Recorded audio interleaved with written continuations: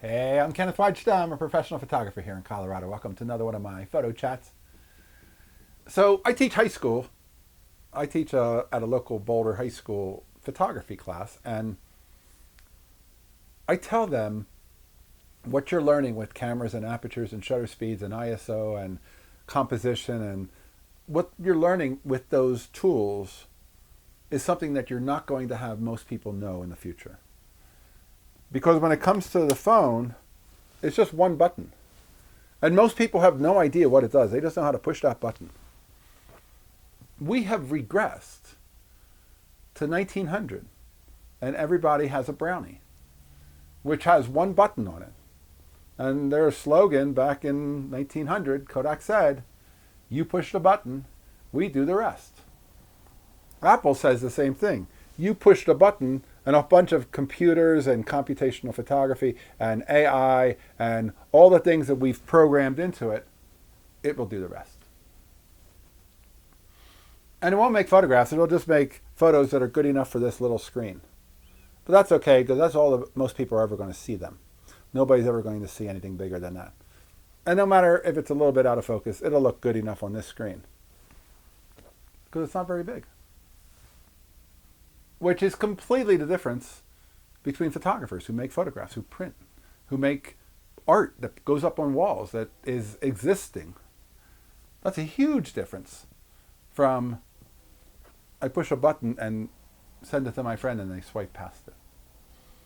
And only the people who are learning cameras and learning about what are these settings, how do you set a shutter speed, what do you do for an aperture, there's apertures, and how do they work, what do they do, and what direction do they go? Is the f2 the lowest number? I need to go inside. I better put f22. No, you don't. People don't know. And I'm teaching people who will learn and take that skill with them. But most of society is losing it. Most of society has no idea what it does or how it does it or cares. If you put it in portrait mode and it throws the background out of focus, the background's not really out of focus. The camera just made it look out of focus. If you photograph your cat and its eyes are a little bit out of focus, and AI takes pair of cat eyes from another cat and puts them over your cat's eyes to make them look sharp, you're not even looking at your own cat's eyes, but most people won't care. And at this size, for a split second, good enough. They're not photographers. They're not making photographs. There's a huge benefit to where we are right now with the ability to make photographs and the ability to separate from the pack of Brownie pushers, because that's what we are. They are all becoming Brownie button pushers. They've all gone back to 1900. And the pro using the speed graphic or using the Graflex or using the 35 millimeter when those came out, they didn't know how to use them. They were just pushing the one button on the box camera.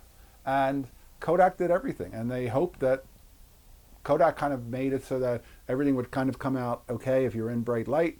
And they just took what they got. And that's exactly what we're doing now. Take this, push the button, take what you get. And it's almost like, it almost feels like the phone cameras are like video cameras. They just kind of like can shoot at anything, and anywhere you push a button, it takes a freeze frame. It can photograph anywhere, any light, any time.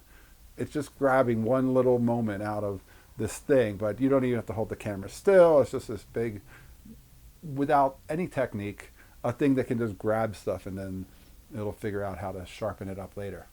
And to me, it's so not photography, but it's something that is going to be so commonplace that we as photographers are going to stand out because we're the ones that can make photographs and we understand how to use a camera. We understand why to use a wide aperture, why to use a small aperture. It's not something that most people will ever know. And it's a great place to be as film photographers or digital photographers with cameras, because we get to be the ones who, once again, they used to be magicians. Film made us magicians because the people watching us photograph didn't know how the film worked or how it would turn out. They couldn't see a preview. They couldn't see a review on the screen. But now we're becoming that again. The people pushing the button, that's all they know how to do. The Brownie button pusher doesn't know how the large format camera works, doesn't know how the medium format, the 35 millimeter camera works. They don't know anything. They just know how to do this. So if you're able to do this right away, you're a little bit of a magician. You can do something with stuff that I don't even know what that is. I don't even know anything about that. And I know from firsthand experience, if I hand my students a DSLR and people say, oh, cameras are so good, they could do anything nowadays. You don't even need technique. You don't need skill. The camera does it. Go look at the photos my students are taking. They don't even know where the on and off button is. They don't even know that there are wheels to set exposure. How would they know? They've never held a camera before. They've only held phones. And as more young people come up and they don't take photography class, most people aren't taking photography class, it ends up with more and more people going, I have no idea what it does.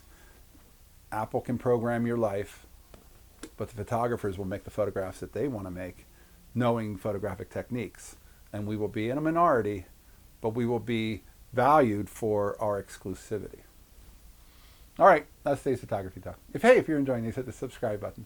If you can support, hit the Patreon. Thanks to all of my supporters. I'll see you next time. We'll talk more photography. As always, here's the good light.